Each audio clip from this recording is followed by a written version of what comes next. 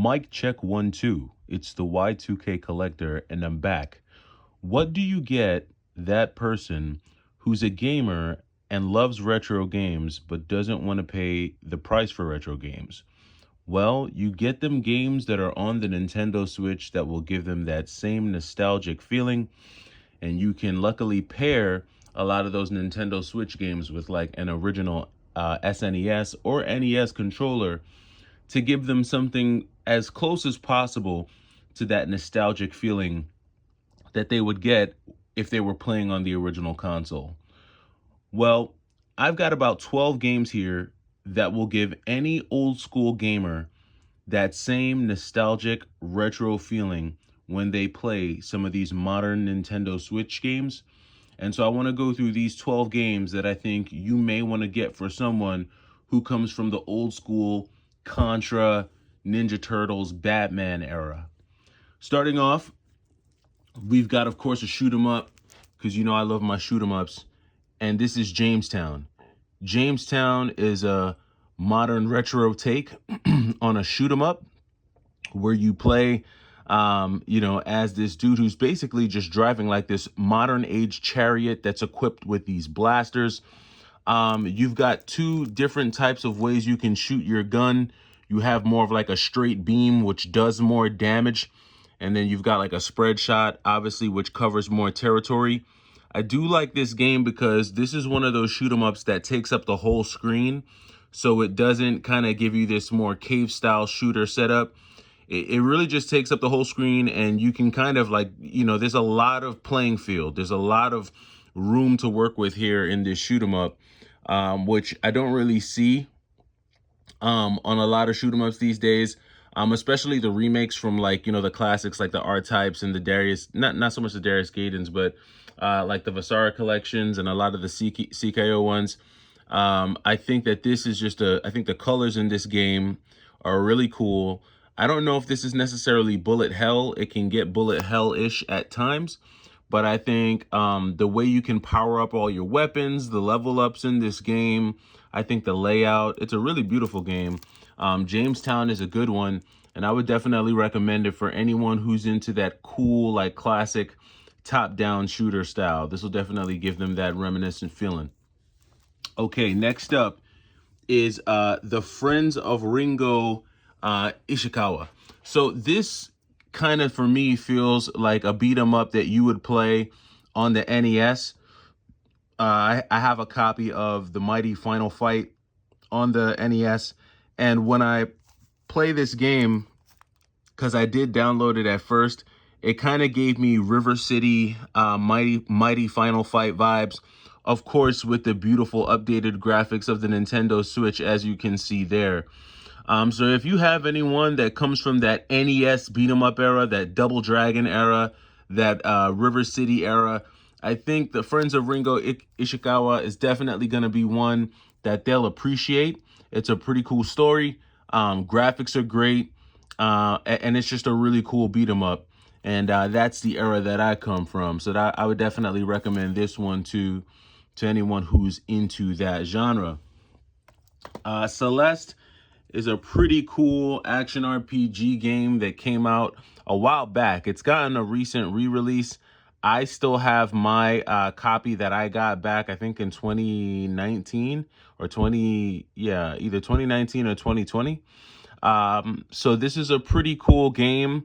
A lot can be said about this one. I'm not going to dive too much into it, but it's a very colorful, beautiful action RPG. I actually haven't spent a lot of time playing this game, so I don't really have a large opinion on it. But I do remember reading the reviews about it, and it kind of fell into my backlog, and I never really got a chance to play it. But I have seen and read a lot of things about this game. And it's a good one to check out. For a modern retro gamer, I mean, just the look of the game, I can't even show you that because it still has my original reservation sticker on it from Best Buy. But this is one that I would check out. I think it's one that will definitely tickle that nostalgic itch. Okay, so here's one that I have played. Bloodstained, Curse of the Moon 2. If you've got someone who comes from that Ninja Gaiden NES era, that whole 8-bit era, I think that they're really going to appreciate Bloodstained. Obviously, the first part sold really well, and then they came out with a part two. I think Bloodstained, the first part at one point was like going for over $150 for the physical copy. I just don't think it was. I don't think part two was as limited as part one. But be that as it may, it's a very good looking game. Good music will give you that whole NES vibe, just with some upscale graphics, right? So you get a lot of the benefits of the game being on the Switch, but you still get that whole nostalgic feel. I like Bloodstained Curse of the Moon 2. Would definitely check that one out, or recommend that for anyone who's into that style. Next game we have here is Time Spinner. Time Spinner is a game that I've talked about on my channel before. I have spent a good amount of time playing this game. Reminds me a lot of, like I said, Castlevania, Symphony of the Night. You play as this young lady who comes from, I guess, a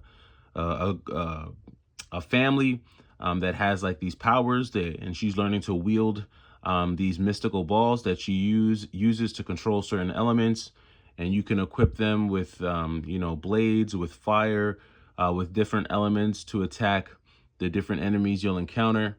It is a Metroidvania. To me, the best thing about Time Spinner is the music. I've said it time and time again. I will play this game just to listen to the music.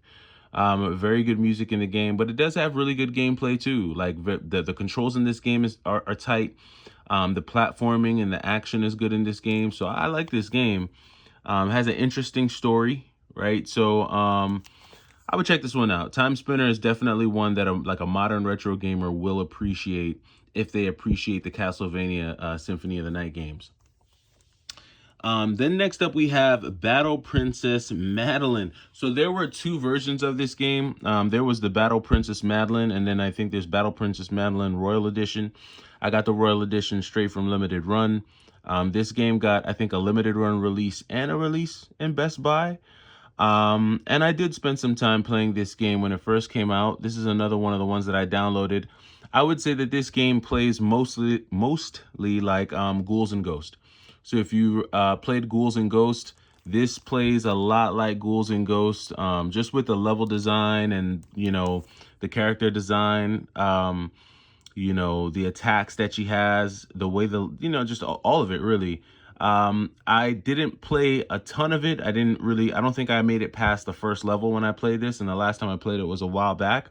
But I do remember getting strong Ghouls and Ghosts vibes when playing this game. So Battle Princess Madeline Royale, it feels a lot like Ghouls and Ghosts. And if you've got anyone that you know who's a modern retro gamer or a fan of that style, they'll appreciate this game. Next up, this game, okay, so this actually, Wallachia, this game actually came out from Pixel Heart, and then I think Video Games New York came out with it as well. They had a certain number of releases. Yeah, so this is, yep, 1271 to 5,000. So this got a limited release in America anyway, only 5,000. I know that there was I think a general release overseas. But Wallachia this game plays a lot like the Valis games. Like if you're into Valis, that whole style, right? Just, she's a heroine. She's, long sword, side scrolling, hack and slash, interesting graphics. I think they try to intentionally like go for that whole like 16-bit graphic look in this one. It's okay. The graphics for me on this game are okay, but I think, like I said, if you're into the Valis games, you'll really like this game, Wallachia. I would definitely recommend that for someone there. All right, and then this is another one. So this one is more NES in terms of the graphic style, but this is a really sick game, and I just love this cover. And this cover is killer. I want to get that cover on like a poster. But Panzer Paladin, really cool game. You play obviously as this young lady. She's the main character. She's working with this mech suit. The cool thing about this game is that you can get in and out of the mech suit. Reminds me of Tech Warriors or Mech Warriors on the SNES, right? Where you can get in and out of your mech. I really like that aspect. With this one, there's some platforming involved. There's a lot of different weapon types that you get in this game. You can combine them, fuse them. There are power ups and level ups. I don't know if this game is going to win any awards, but I definitely tell you what, if you know someone who's a modern retro, they love modern retro games, they will like Panzer Paladin, even if it's just for one playthrough. I think this game is cool. The music is cool. It's catchy. And again, just look at that art cover, just beautiful. There are different art covers that you can get for this game, but this is the one that I went with for myself. All right, next up. Okay, if you have anyone, you know anyone who grew up in the arcade era, then they played some beat 'em ups. Arcade beat 'em ups were definitely the thing, and every modern retro gamer, I think somewhere in their heart, they have a space for beat 'em ups. And Fight and Rage will definitely scratch a piece of that itch. This game to me is just it's almost like a parody of all the fighting games, beat 'em up games that I played as a kid, you know, including Streets of Rage, Final Fight. You got all these wild and wacky looking characters. Got this bull. Got these pigs are running around. You got this girl here who looks like kind of like Chun-Li.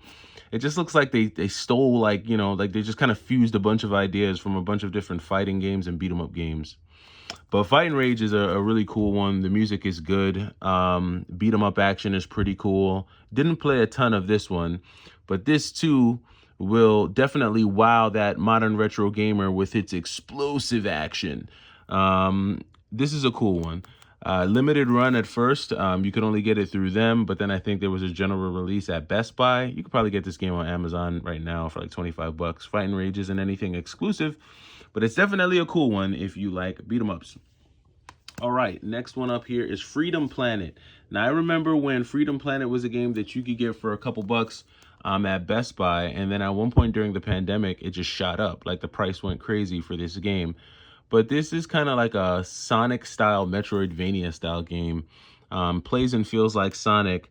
And I say that this would scratch a modern retro gamer's itch, mostly because of the graphics in this game and the gameplay. I mean, just very bright, beautiful neon colors, parallax scrolling, side scrolling, all of that.